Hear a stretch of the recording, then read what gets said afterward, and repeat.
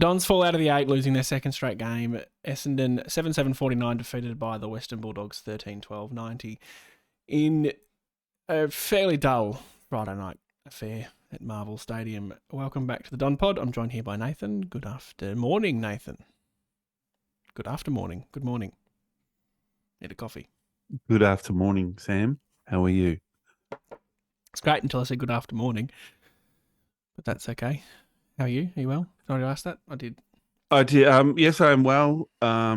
It's Sunday morning after the Friday night game here in our podcast world, and we're reflecting on where we at and where we've come from and where we can go, I guess.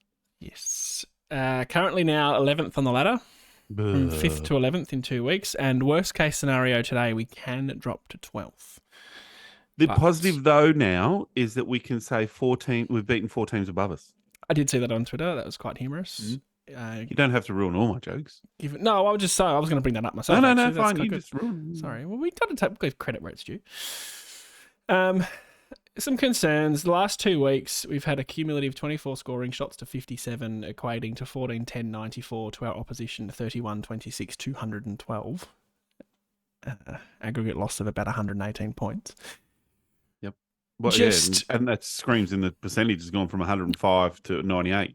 Yes, and honestly, 11th. I mean, 11th at the moment, as I said, could be 12th. 11th, it feels about right. Yeah, for right now. Probably, yeah. To be honest, the talk around us not being a top 8 side, although I still think they should have included Adelaide in that because they were top 8 when we played them. Yeah, it's probably fair enough. I'll run through some numbers and then we'll crack on. Goals, Wright 3, Langford 2, Guelphy, Merritt 1. That's the shortest list I've had all year.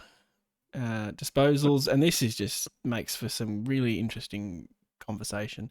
Yeah. Ridley 29, Redmond 28, Laverde 27, and McGrath 26. All defenders, and then it drops down to Merritt and Parrish with 24 apiece. Yep. So, and that watching the game, that's how it played. Yeah. Like the defenders just kicked the ball around the back half, too afraid to go through the guts or too afraid to carry it, too afraid to move it. They kept looking for that perfect pass, and they were too shit scared to take anything on. And to Bulldogs' whatever positivity was that they were defending it well. So, but what's the point of the game plan? It was a game of 2 parts. First quarter, and then the rest of it. Yep. So I've got some numbers, and I apologise because I'm talking a lot here. No. I like to listen. That's good. It helps the dynamic because if you didn't, we'd be in trouble. So first quarter, we were plus 23 on disposals, going at 80%. We were plus 7 on contested possession. We were plus 22 marks. 20 of those were uncontested. Plus 10 hit-outs, plus 5 clearances. Down on tackles, but that's reasonable when you're getting to the ball first. Yep. And we were plus 7 inside 50s for 3 goals to 1. Full time. We were minus 3 disposals, which isn't horrific. So quarter time, we were plus 7 contested possession. Full time, we were minus 30 contested possession. That is a smashing. Plus 45 marks, but that's the style of game. That doesn't mean anything. That's the all defenders marks. Plus 10 hit-outs at quarter time went to plus 16 at full time. However, plus 5 clearances turned into minus 21. It's just disgusting. Horrific. Plus 16 tackles, but that again, you're second to the ball for the most of the game. That'll happen. Yep. And then the efficiency inside 50. So inside 50s were 49 apiece. And we scored from 29% of our inside 50s compared to 51% of theirs. And so many of them were just bombs into Peter Wright, who wasn't marking anything. Well, right? I've got Wright on my agenda to talk about a little bit later. Yep. There, so don't go too hard on him. No. But that was, I mean, sometimes, I don't know, you see a player's on and you keep doing it. Mm-hmm. If you see a player's off, you should also, no, we shouldn't keep doing this. Yeah. He's not going to all of a sudden clunk one. It was frustrating. Yeah. The strange things I find with this, and it was talked about on Fox before the game. I very rarely watch the shit that happens around a game of football. I normally just chuck the footy on and that's it, mute the brakes and make my own assumptions. We scored 1 goal 3 to 5 goals 3 from clearances, which is usually a strong point for us. Yep. We're a high scoring team from clearances. And the Dogs, they were talking about, this is a weak point for them. They don't translate their clearances into scores. And you could argue that given they were plus 21 clearances and they only scored 5 goals, well, you could probably still argue that. But only 1 goal in a game of football for us from clearances is just... It's not the game. It's not our game. It's not our style. No. So is that a we've had a bad night, or is that a reflection on how teams are working us out throughout the year and how to slow us down or stop us? Brad Scott mentioned it in his press conference and basically said our young mids looked a bit tired and a bit flat. Yeah. But I thought for the second week in a row, we looked small. We looked inexperienced, and we looked weak. You've got to have a grain of salt because you've got Bontempelli, who is a 194 centimetre, mature-bodied, elite midfielder, brilliant footballer. Brownlow medal favourite. Don't. We've had an argument this week. We had a little lovers' tiff about the Brownlow. We won't get into it here. Who's the other guy that had like 35 touches for them? Liberatore always has a day out against us. He's not tall. He's not big, but he's experienced. Yeah, but he's muscular. Yeah. He's strong. Their whole midfield group. He's hard to tackle, apparently, for us. Apparently. McRae equalled the record for the most consecutive games with 20-plus touches, which was an interesting stat. What I think we did well was Ruck. I thought Phillips was actually really good in the ruck contest. Obviously didn't translate to clearances, but I thought how he went about it, specifically bodying English, because that's all he had. That's what Phillips had as an advantage. Yep. And we did win the hitouts. So there's a bit of props there. Well, I thought just on that I didn't really what I don't understand there is that, so we went in with 2 ruckmen, and I thought in that first quarter that really had an effect, because when their second ruckman came on, can't think of his name. Yeah, I'll find it for you. You keep talking. Callis or Car. Anyway, he was playing half forward for Carmus, something like that. He came on, and we really dominated the ruck in that when that happened, because without Lobby or Lob, just Lob, who was dropped. He played VFL and kicked about 1 million goals. Yeah. Without them, that's when we really dominated. And then I thought it was strange then, and I was meant to look at time on ground, that Bryant was the one that was subbed out. What do you want time on ground difference between? For Bryant, I was just curious to see what his time on ground was. 31%, and he was subbed middle third quarter. So he. This is where I'm confused. Like, this is what I don't understand. Play 2 ruckmen and one doesn't ruck and then get subbed. Like, what's the point of having him if he plays for 3 quarters for 30% of the game? Like, what? Why not run the guts out of him for 33 quarters, and then Phillips can come on and be all fresh and ready to go? That to me is stupid coaching. I'm very frustrated by that. Like, why pick 2 ruckmen, barely play one, yet it looks like we have an advantage with 2, and then take one off? Like, interestingly, if you go by percentages, he had 31% game time and 15 hitouts. So if he'd played 71%, which is what Phillips played, he would have actually had more. Yeah, I'll be honest, and part of my gripes about coaching at the moment is around these sort of decisions. Phillips is 31, and look, he was fine. There was nothing wrong. But Bryant was also very good in the bits I saw. He was beating English around the ground, and in the centre bounces, those throw up ones. And then, so beyond the first quarter. Because I agree, the ruck, we were on top in the ruck, and that actually in the first quarter translated to clearances. Yep. Because they were going right down the throat of Parrish. Like, some of them were just like straight into Parrish's throat, and off he went. The issue became that English equaled hitouts for Phillips. Philippa had 6 tackles. You just and look, for a minute. He was fine. But English had 6 clearances. That's what I was getting to. Yeah, that's exactly right. And I don't think the ability to win his own ball, and that's where Phillips can't do that. Deal with 6 tackles. Whereas English, I think Bryant could. I mean, I don't see enough of him. 31% game time. You don't see enough of the kid. He spends a lot of time on the bench. Yeah, and then you got to argue the value. So, if he just played VFL and played 80% game time, is he getting more out of that, or is he getting more out of 31% AFL game time? Yeah, or just play Bryant. Play Wiedemann. Like, play him in the ruck. Like, I don't understand. I'm just confused by that selection. A few things in the last few weeks. Like, the other one we'll talk about later was the ins and outs, and that Menzies been out, and clearly that was one of our issues. Mm. Small forwards, we just didn't have a decent one. I've got to add that to my list. And he's kicked 19 goals, I think, in 16 games or something like that. And I mean, I don't have a problem with Guelphy and Snelling, but they can't be our only small forwards because they are shit at it. Snelling's starting to get on the nose a little bit. But Guelphy's not the guy that ever kicks 3. Like, no, Guelphy I'm not so bothered with. Yeah, Guelphy's not a problem if there's another guy down there who's doing his job, whereas Snelling and him are just bleh. So Guelph 10 touches and a goal. That's okay. That's fine. That's fine. Yep, that's fine. Snelling 7 touches. No, 3 tackles. No.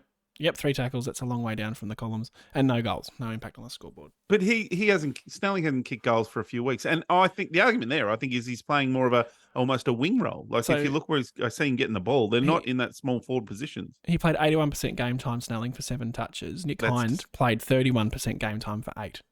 Yeah, see, and Hind actually came on and had I like Hind as the sub. That other side of that sub, yeah, it was good. That was the right call. Agreed. I don't have a problem with that, but Menzies should have been in the team. Absolutely. I agree with that. Menzies should have been in the team before Snelling or Guelphy, one of those two. I don't care, but probably Snelling, if, you know. Well, Snelling's been talked about as he's the next one out. If it's Sardis that comes in, it's Snelling out. If it's anyone being talked about coming back in, it has to be Sardis in and Snelling out soon, because I'm getting a bit over watching Spuds play when you got a Rolls Royce rolling around in the VFL. Because the coach thinks that he just needs to work on some deficiencies. I respect that they want to hold him. Brad Scott, you had a lot of deficiencies. You play a lot of footy. Get him out there. I'm okay with holding him back a little bit until they feel like he's ready. That's fine, because you don't want to bring him in and he gets belted and it ends up worse. There's 5 games to go. Is there 5, 2, 3, 4 games to go? 5. You're right, the first time. I was right. 5 games to go. Just roll him in now. 5 games. I agree. I just don't mind him being protected. I'm okay with that world if they think. I'm happy that they let him play 5 or 6 games in the VFL after a long injury. That's fine. I think that's smart. But the season's gone now. Mm-hmm. When it can't play finals, because we'll struggle to beat Sydney. We definitely won't beat Collingwood. Well, Sydney now. We could even slip up over North Melbourne for the rate we're going. We should beat West Coast. I'm trying really hard not to go into that super reactive sack everyone mentality. No. Because it's been so shit the last 2 weeks. I want to talk about some things we can't control, and then we'll get into more of the game itself. I'll try and calm down. I'm a little bit frustrated this morning. I struggled with watching the last quarter. I did. I must admit. I turned it off after Trelaw's goal. Not gonna lie, that was enough for me. Yep. The umpiring was incredibly frustrating, and I know that we just come across as being. And we didn't lose because of the umpiring. No. Well, no. I think we were -2 free kicks, so in essence, you look at the numbers and go, "Well, that's all right." But I felt like the percentage of holding the balls were incredibly high. But there were 2 sets of rules for when it was, 3 sets of rules for when it was us, when it was the Bulldogs, and when it was Ben Hobbs. Yeah, Ben Hobbs. Hobbsy got pinged 3 or 4 times for just picking it up for nothing. And I think the umpire was saying, for one of them in particular that I can remember, you dived on it. No, he fucking didn't.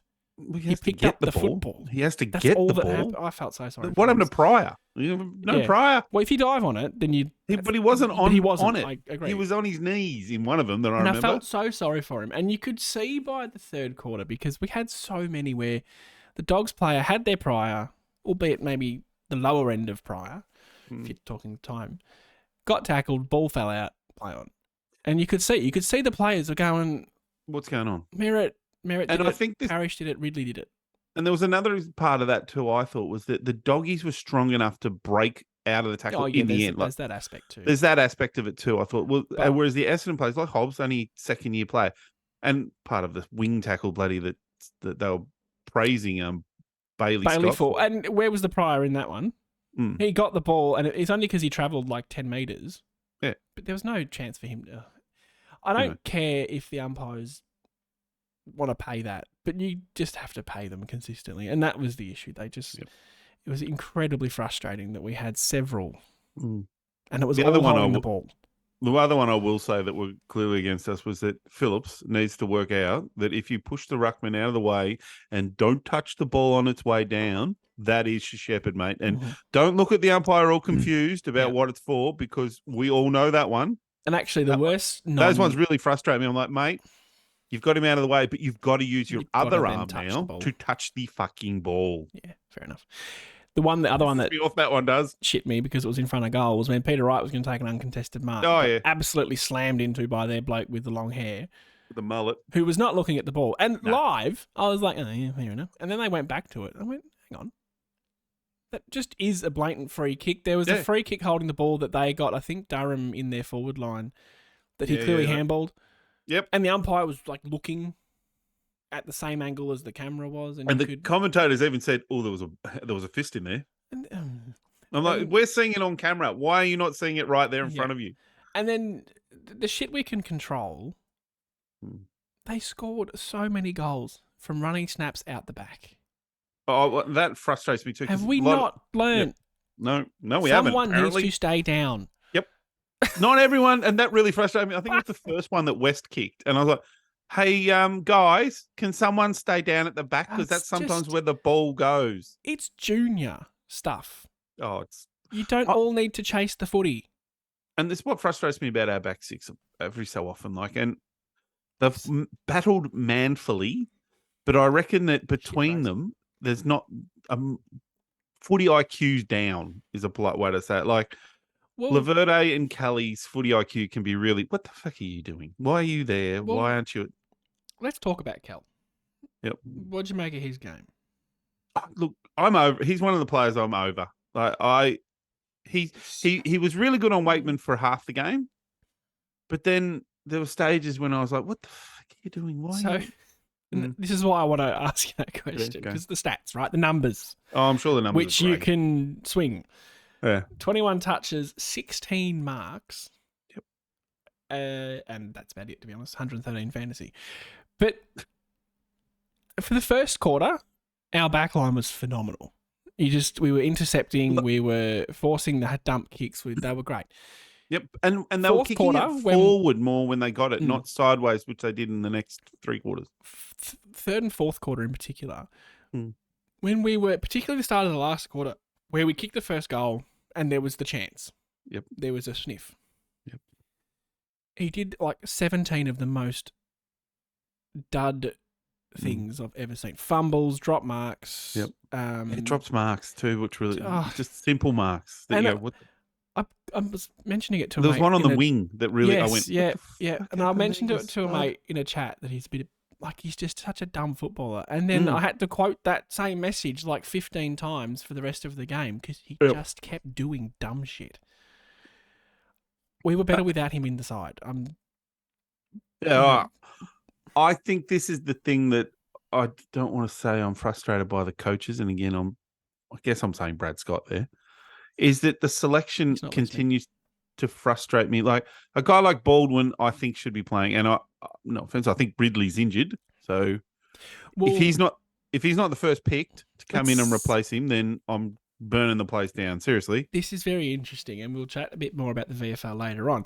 I had a look at the numbers for the VFL, and they weren't great for him, but Wiedemann had 24 touches and 13 marks, and no score. Baldwin had about 5 touches, I think.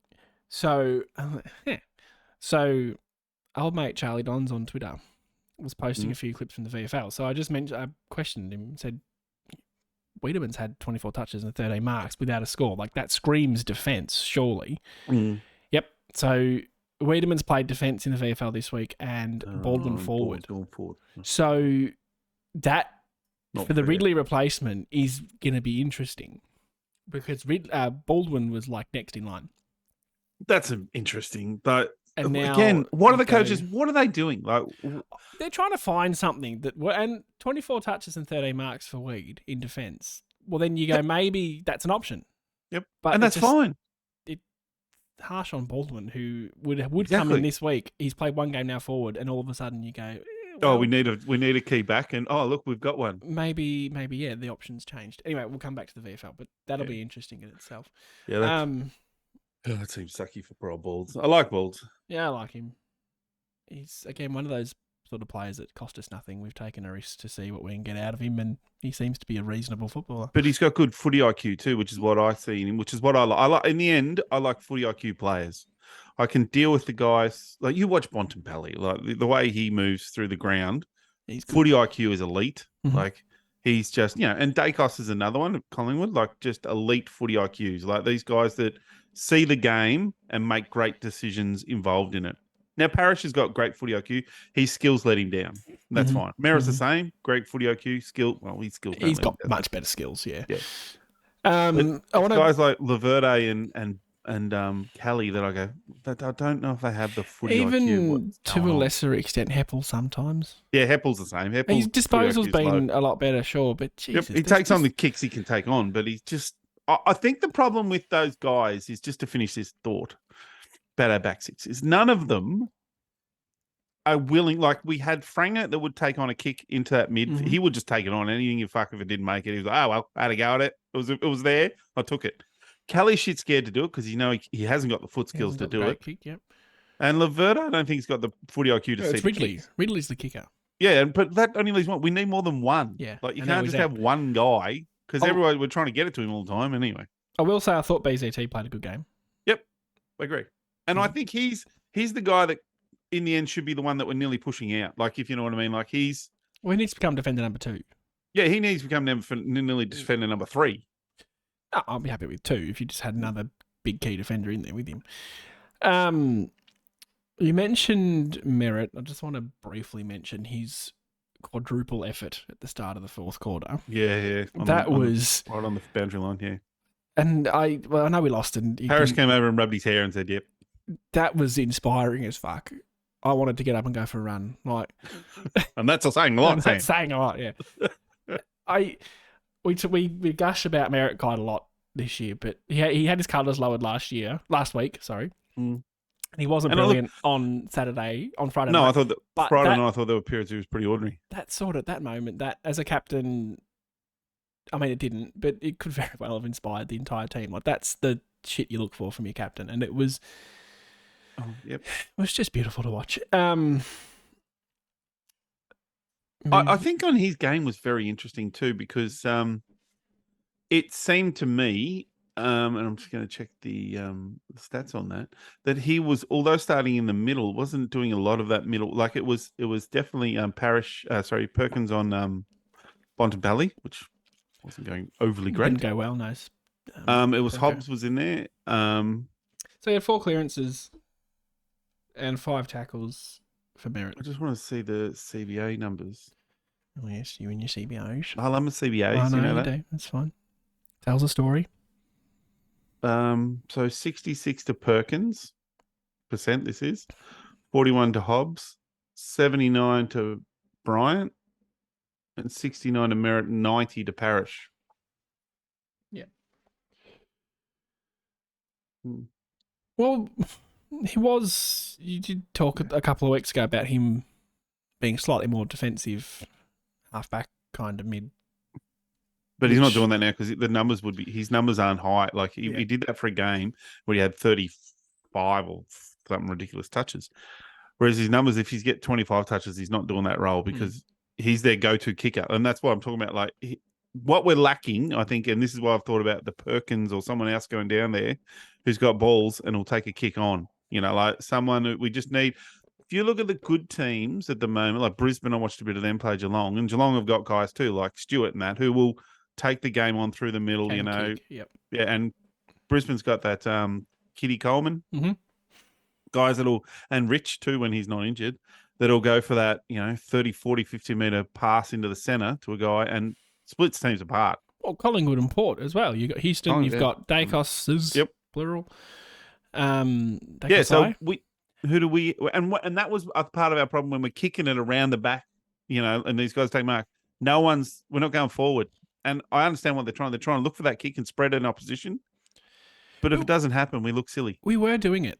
And we have done it at times this year. So there was no run from behind either, like the Redmonds and those guys were coming through. I was amazed that Redmond had 28 touches. Yeah.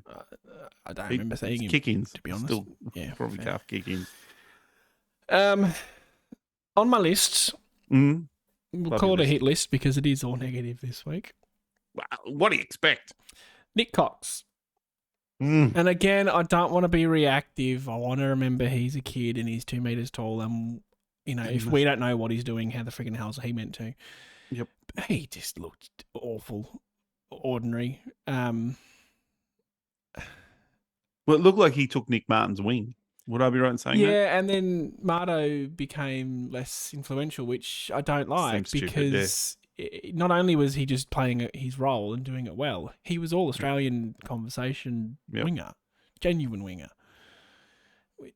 Just bizarre. And maybe with Ridley out, then you can say, righto, Nick, you're just going to sit at halfback and... I think the problem I see with Nick Cox is that, and this might be just an age thing, and he's not really good at putting his body on the line. Mm-hmm. He's a little bit like a couple of moments he was shit scared, like when he went into contests. The biggest contest or biggest contact that he had was actually a teammate. Yeah, that looked like he broke his ankle. Yeah, it was with Heppel, that one. Yeah, and I wonder if he's very light, like he's still fairly skinny, and obviously will carry that through his career. He just needs to find a way to just put his head over the ball or go back with the flight and not duck your head. Well, and just not impact a contest, really. Put your body on the line and hurt it. It's gonna hurt, but accept it. Let's not. Him and Hobbs could spend some time together. Yeah, let's not take Martin out of position to play him either. No, I don't. And this is what when you texted me before the game. Where do you think?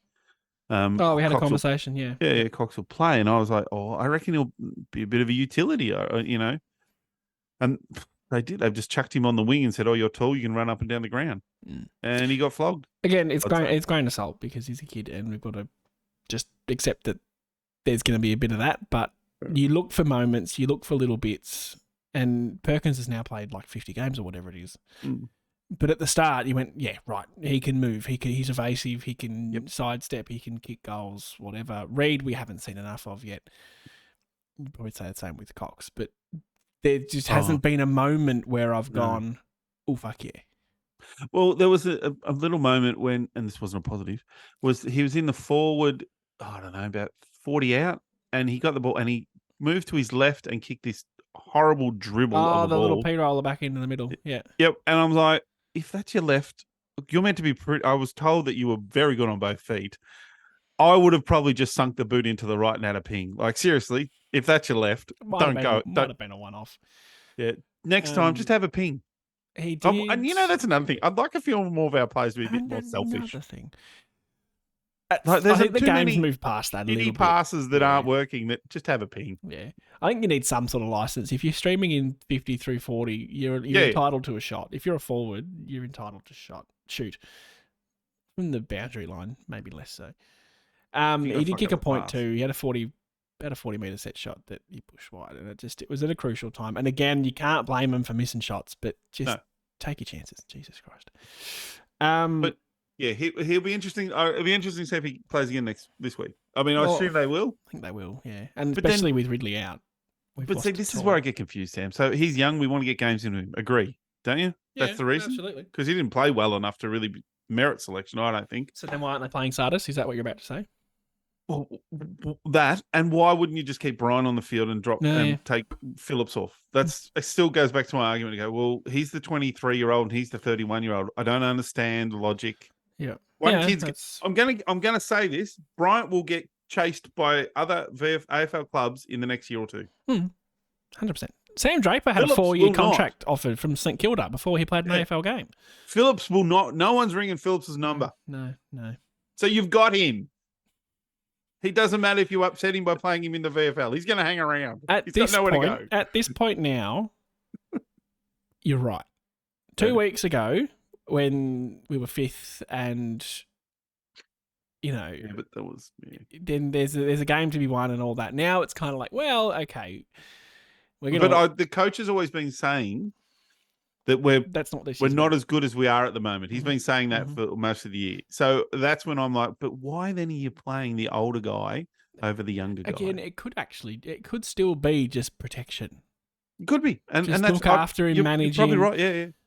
so he doesn't break again, down. Because, 38% game time is not... If he hurts his back, then you've got all us Nuffy supporters. Why'd you push him so bloody hard? Essendon's medical department screwed. Yeah, true. But 33% or 38% game time is 31% game time is... Yeah, I agree. But playing for 3 quarters, play him hard for 3 quarters, then rest him. Yeah, I mean, and it'd be interesting too with Draper, how far away he is, how long a conversation it's going to be Phillips and Bryan.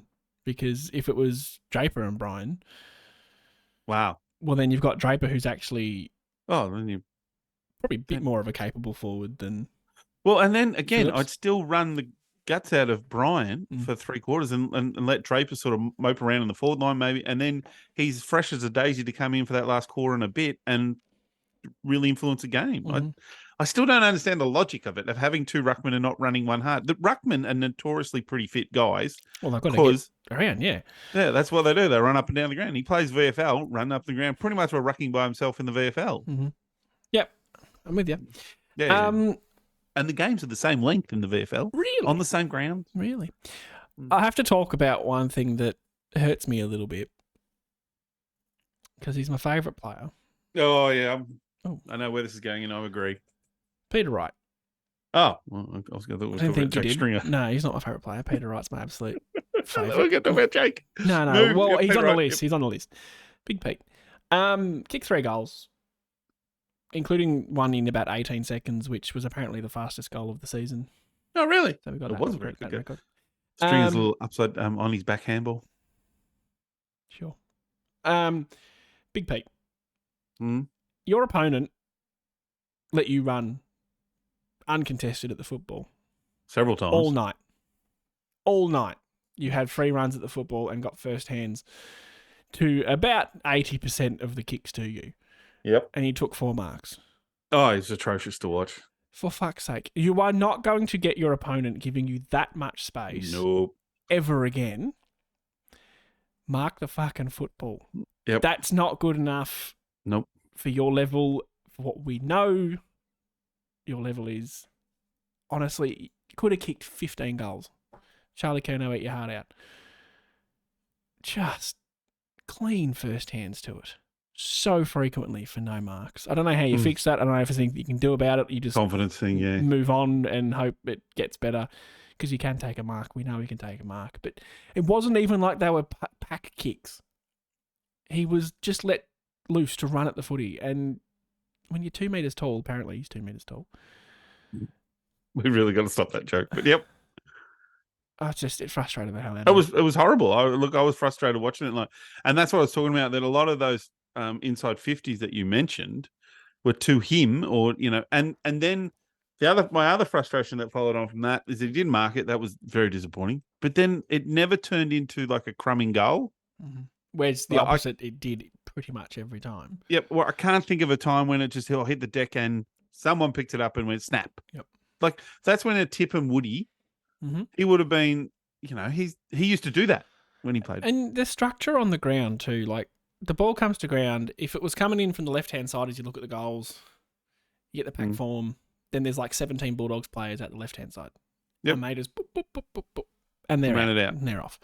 And their kicking ability through the middle was brilliant. It's always been very, very good. And even when they're under pressure, they probably throw more than they handball. But anyway, Pete, for fuck's sake. If he played that game again, he could have genuinely kicked 10. Like, he had that many uninterrupted free runs at the ball. It's frustrating. Yep. Onto your favourite. The other favourite. My other favourite. Your dog's namesake. My dog's namesake. Poor dog. Was Jake Stringer. Jakey boy, yeah. Now, there have been stories of him carrying an injury.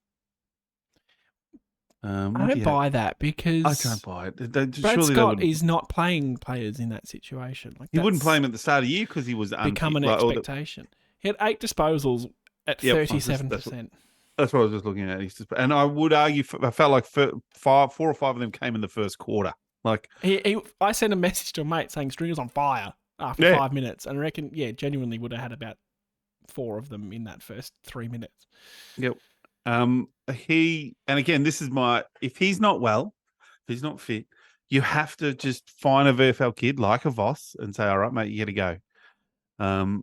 You're not losing anything. And you keep Oh, Jake around. He's one of those low possession, high impact players that but his body's got to be right for that to happen too. It can't be. hasn't done it all year. Really. And he's running like I know he's got that funny gait because of his injury that he broke his leg, so he had to actually technically change his running style from that broken leg. So that's why he runs the way he does. I get that, and I'm okay with that. But the fact that he just doesn't look to be getting to the contests, he doesn't look to be, And he's getting tackled. Like one of his things is to be able to break away from the tackle and kick the goal generally. Yep. But they're sticking the tackles now, and it could just be that he's. How old is Jakey boy? 29. It's not old. You should be still peak fitness, shouldn't you? Heaps of football left in. But his guy's been so affected by injuries throughout his career that he's not going to be a 34-year-old Pendlebury running around getting 30 touches. No, absolutely not. No. I just think there's a line there somewhere that is form, capability, importance to the team. Yep. And we're leaning towards that form line now not being enough. And in the other argument is that guys like Wanganeen and Waller probably less so. I was thinking of the twin Davies. Jr. Yep. So they've been playing decent stuff in the VFL from what I've watched and read, and especially Wanganeen. He's played a few games where he went into the midfield and got 30 sort of touches or high 20 touches. I don't know. It's at what stage, and you're right, 2 weeks ago when we were 5th, you wouldn't have done it. But now that you're, did you say we're 11th? Yep.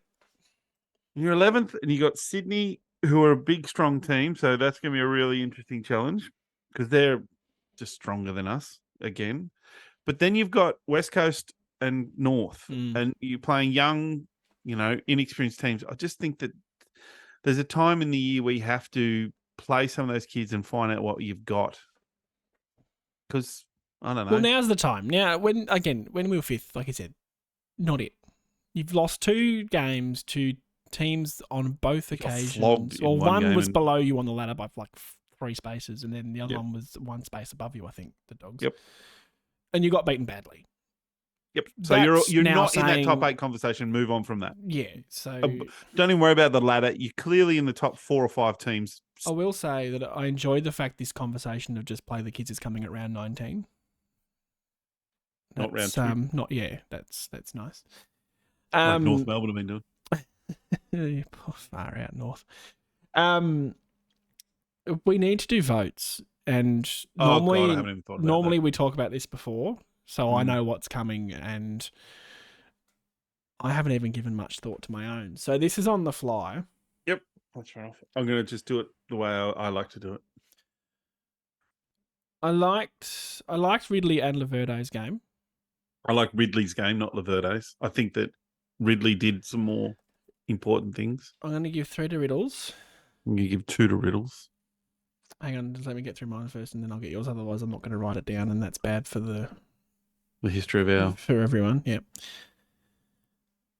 I'm going to give 1 to BZT because I thought he actually defended very well against a very good opposition in Norton. Yep.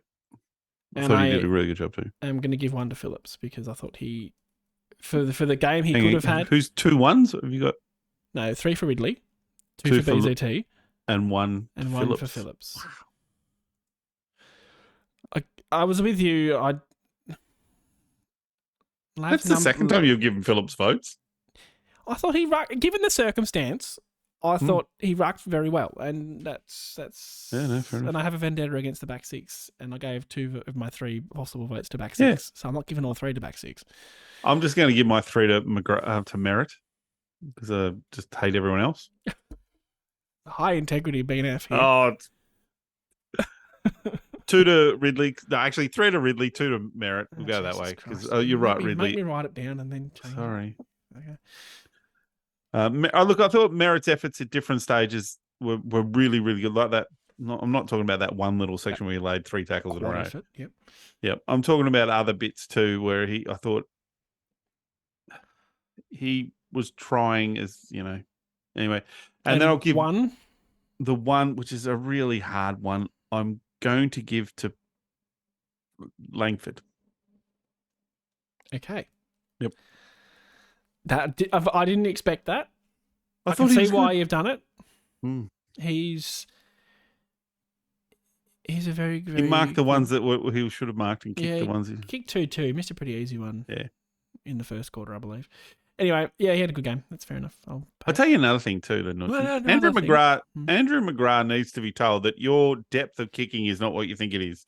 The number of times I watch the camera angle from behind him and I see what he's kicking it to, and it always falls about 5 meters short, and it usually is to the opposition. And I go, I see what you're trying to do there, mate, but you've got to either kick the ball fucking harder, or you go, can't make that kick. Yeah, give it to Ridley. Give it to someone who can. Give it to someone who can. Or get Massimo into the team who would have made it. Yeah, Mass. Good segue. Excellent segue. So I think we'll combine the conversation now with next week against the Swans and the VFL. So what we know is Ridley won't play. That was a quad. That could well be his season done. Quads are awful. It's disappointing because I've got him in my Supercoach team. He was doing very well. Oh, no. Trades. That wasn't very good planning from you. No. I was trying to make the 8 at the moment.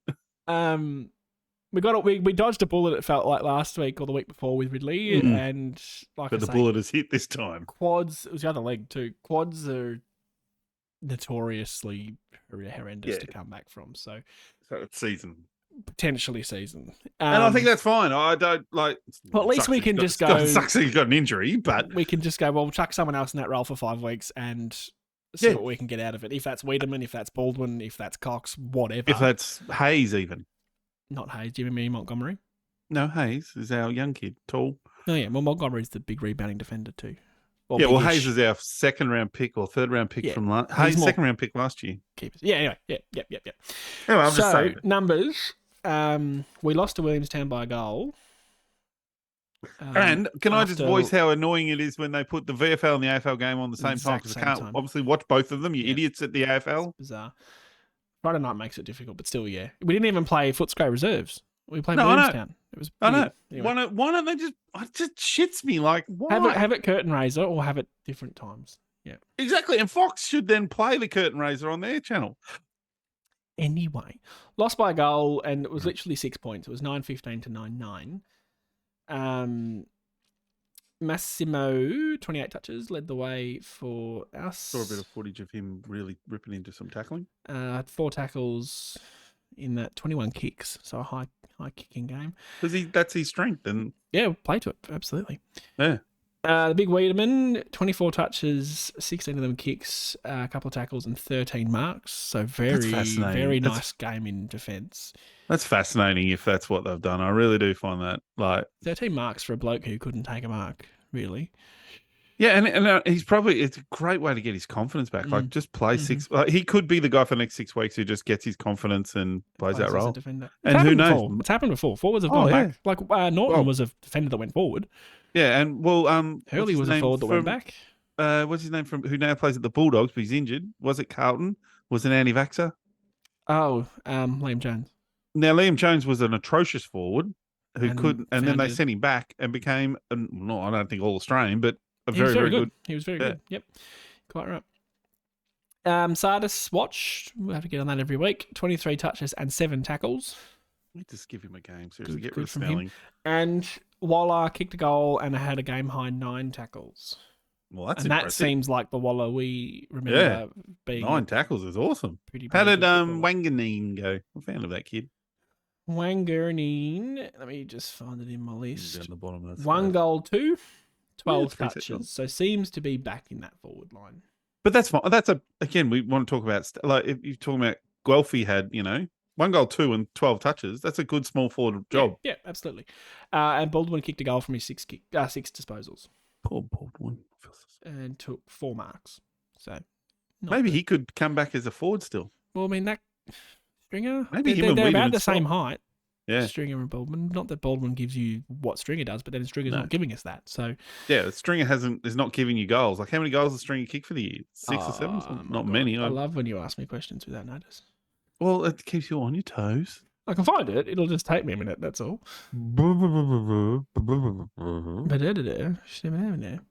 I'll see if I can. 2023, he's played 16 games, 21 goals.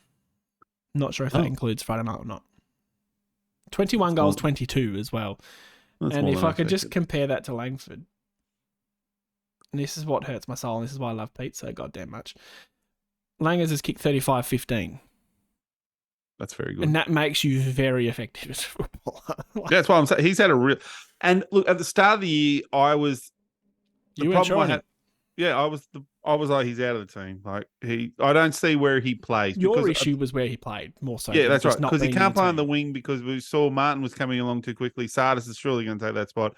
Durham was doing a pretty good job there, you know. So there were guys in front of him there. He broke down when he played a season on the wing. We couldn't play at half back because and I'm strong on that. He's not a half backman. No, God no. Well, not. And I didn't think he would fit into the half forward line because I thought we had other options down there. But as it turned out, he has clearly been our best medium heighted. I'm going to know what the description is. Forward. Medium to tall, yeah. Yeah, medium to tall forward. So 18 games, 35 goals, as I said. 7 score involvements as well. So yeah, I believe goals are included in that.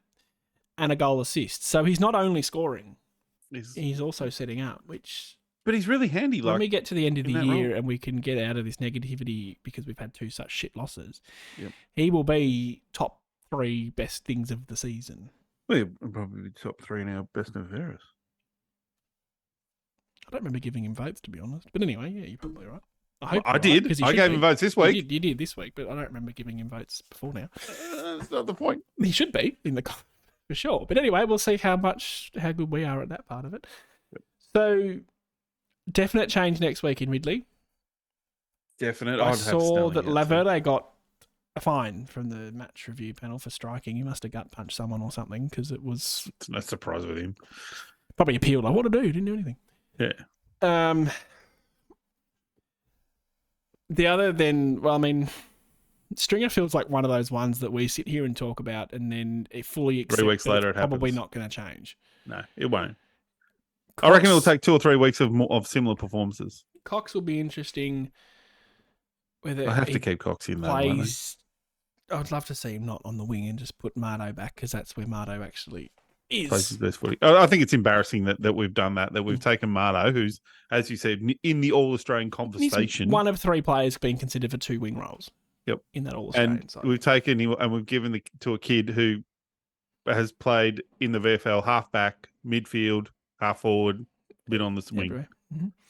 So who replaces Ridley? Is it someone within the team, or are we bringing in? Well, it has to be Wiedemann. It has to be. Like if they've put him at centre half back, we'll call it that, and he's had 13 marks and 20 touches and whatever, then that's the clear replacement. Yeah, you can't put Baldwin down there now. You can't say, "Oh, well, Baldwin's been playing pretty well down there throughout the season." But if they've done that, then.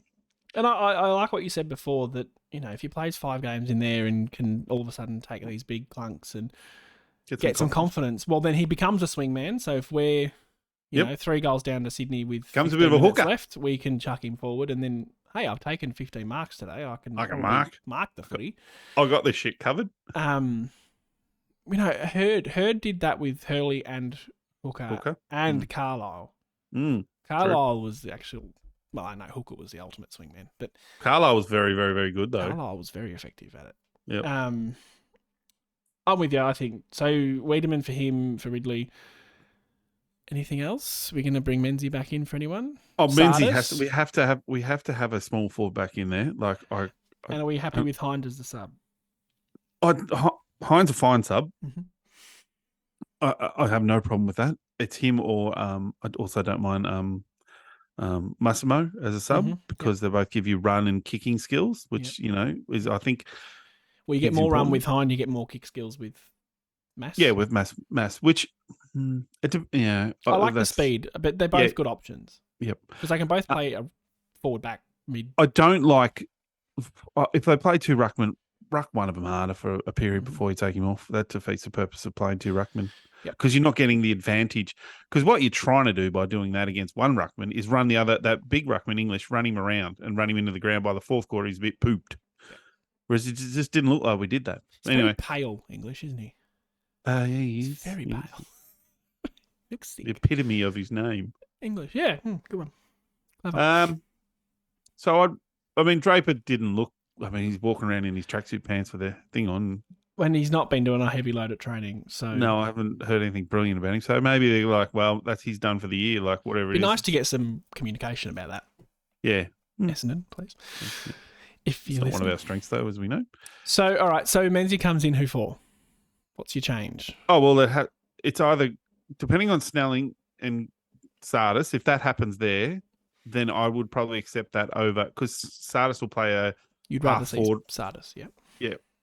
But if you could argue, I don't know if you would, you could argue if you were taking Stringer out, you could put a Menzies back in as a guy that, well, because easily Caldwell can cover that midfield, right? Like Caldwell's been playing as a half forward / midfielder. And I think Caldwell's probably a better option than Stringer at the moment, for not as a half forward, but as a midfield a guy we can use in the midfield more. Now, if they're talking about Perkins is a bit tired and Hobbs is a bit tired. It was interesting that Brad Scott alluded to that in the press conference. Yeah. So I wondered if that was a little Sydney. bit paving the way, perhaps, to say, well, all right, Hobbsy, you've been in this team for 2 months. You've been brilliant. Have a rest. Have a week off. Yep, I agree. And then that's how you bring Sardis in. Yeah, you're right. And we're playing Sydney, who are in very good form. They're a pretty strong sort of midfield, Parkers and Mills and those guys. A month ago, strong. This was a should win. And now it's like, well, it's a not win. It can't be one. I don't even know if we will, yeah. I don't think we'll win it. I just think our heads are down. I think we've too quickly gone back to, oh, God, we're shit. And we feel it as supporters, and I reckon they would nearly feel it as players that, things are going pear-shaped again. Yeah. I wouldn't mind seeing that change. If Brad Scott is looking at the Hobbs particular, I mean, Hobbs is the one that stands out, probably Caldwell as well. Bit tired, bit knackered. He nearly got concussed. You can say out but say managed. Oh, yeah. Don't put fucking omitted. It just... I don't care for that sort of stuff. Yeah, I understand that. If we're all just trying to be polite to each other, I don't quite get that. But if you are taking them out because he's had a big workload and he needs to recover, then he's managed. It's not omitted. The other thing too, I'll just quickly bring up. I noticed Shield didn't play anyway in any form of game. Yeah, it's odd. Very odd. Is there something? He's obviously injured. I don't play VFL. But he's obviously injured. Well, is he on the injury list? Oh, probably not. But he played a sub-affected game a while ago, did nothing, and has not played football since. And then before that, he's listed as foot TBC. Yeah, so he's injured. He's out. Probably the year. And Draper is hip TBC. Yeah, okay, so that's probably the season too. Oh, excuse me. I would argue, and I know this is stupid, but I would argue after the Sydney game, if there's a glimmer of hope left, then you keep going along the players you're playing. But once that game is lost, and I don't see the point really. I don't want to play finals. I think that has been reinforced in the last couple of weeks, how we play against good teams. Yep. When we get embarrassed in a final, we will. That you just try and, we need. Yeah, we just try and play. I know it's a stupid thing. Play the kids, get some experience into a few of these VFL kids who've had pretty good seasons, and just see what we've got. Particularly when after Sydney, it's West Coast then North. I think that's the young experience. Yeah, correct. Or is it North young West experience? Coast? No, it's West Coast first. I'm going to the game, Sam. So against West Coast, and I mean both at Marvel, aren't they? Yep, both at Marvel. Yep. You can. Shuey injured his hamstring again yesterday, and that'll be at least 2 weeks with him. Yep, so at least, yeah. You're going to have the chance to say, right, Sardis, we're going to roll you straight through the guts. Like, you're coming up against a team, and I mean, they're awful. West Coast. They're the worst bad team we've had in the comp since Gold Coast and GWS come in. Like, they are Brisbane Bears. Dreadful. Going back to Brisbane Bears days. When Geelong used to flog them. I don't think it's too arrogant to say we can play more kids possibly against them. Still have your Jets and your Rolls Royces of Merritt and Parrish. Of course. But I think it's just time that Brad Scott, like that you mentioned last week, I think it was, that we were the third least amount of players used. Like at 33 players used, which is rare for us. Very rare. So I think it's time to bump those up. I think what we might be seeing is that those the tiredness he mentioned is because we haven't had enough rotating. With good teams, with your top 4 teams, generally, they're low numbers. Yeah. They are low numbers in that players use. But they're also players that are older and more mature bodies. They don't have to rotate as much. No. So, whereas we're still a 24-year-old average team. Like we are in that bottom 3 or 4 of age bracket. So there's guys that are doing that, like the Hobbs and the Caldwells and all that running through the guts. We've got time. Like Caldwell's coming off 2 seasons of serious injuries. I think that, like you said, the Sydney game becomes a grand final in terms of our season. But then my point is that do we want to win it? Yeah, I still think you want to win. I still think if we can, win the 3 games and then lose to Collingwood, and we'd still miss. Yeah, and then that's okay. I just don't want to make the 8. I just want it to be because we'll end up playing. Our percentage will be horrible enough anyway that we won't get back in. Yes, that's the other issue. And I have heard a few media reports about bagging us out because we played West Coast and North twice. And that's what you get when you finish 4th last on the ladder. Exactly. I played West Coast twice, and they finished 9th. I don't know if people forget the year before. We came 4th last. So we are down the bottom. Better draw. Yep. Yeah. That's how it works. As opposed to Carlton last year, who came 9th and have had West Coast twice. Yeah. So let's talk about them, shall we? Yeah, I did see Kane Corn's been a flog, criticising Charlie Curnow that he's going to win the Coleman and 18 of his goals have come against West Coast. So what? Sorry for playing the team. You can only play the teams that they put in front of you, and if he's good enough to kick 10 at AFL level... He should have got to about 6 and said, okay, that's enough, I'll go off, boys. Yeah, sorry, boys. I don't want to upset Kane Corns, because, these guys are crap. I won't kick any more. Fucking idiot. And we bite. That's the biggest issue. We all bite. I've remained very strong. I know it's on social media, on Twitters and stuff, people comment back, and I go, no, that's exactly what they want. Just don't. That's why they're being deliberately... As I said to you during the week, the whole story around the number 1 pick, Reed. Oh, Harley, yep. Not wanting to go to West Coast when it's not quoted. No one's ever said that. And his manager came out and said that's not true. And there's actually quotes of him saying, I'm happy to go play anywhere. Yeah. He's poor and yet the whole Fox Footy makes a story about it because one of their spud reporters, fucking Sam McClure, who is a massive spud, makes the call. And a known guy to make bad calls, has had awards taken off him, if I'm correct. There's just no accountability. I'm with you. And we have to stop biting. We're allowed to bite. We're allowed to bite. We're running out of time a little bit here. Yep, sorry. Can I have a tip for the Swans game, please? Sydney by 15. Yeah, that is the first time in Don Pod history that Nathan has tipped against the Bombers. I can't see us beating Sydney, mate. They're a bogey team for us like Geelong, and we're just not. I would argue that. I reckon we actually have a really good record against. Oh, my memories are still that game where we're up by 4 goals. Oh, yeah. The winning goal. Yeah, that burns in me. That was 6 years ago, Nathan. I know. Still burns, Sam. I hate Sydney. Oh, okay. No, I take it all back. Thank you, people. Sydney, they will. Oh, look, if we can play more of that first quarter footy, then yeah. But that's right. Last year, so we beat them once last year. I know that. Last meeting was at the G, that game where we actually shouldn't have won. Yep. We beat them by 9. Then before that, 58-point loss, 7-point loss, 3-point loss, 6-point win, 10-point win, 5-point loss. So there was that run where they were really close games of football. Yep. But you are quite right. By and large, they have got the wood over us. Apologies. Yep. You know that one. That's right. I'll say Essendon by 15 just to be on the other side of that. Yeah, 100%. We'll be in the middle. We'll be a draw. There you go. Now, a couple other things that I want to just bring up very quickly. One is we've changed our logo, and I want to tell that story ever so slightly because it was hilarious. One of our early concept designs for the logo was a beard, because Nathan's obviously got the beard, and Sam's got a beard. Quite iconic. Mine's not iconic.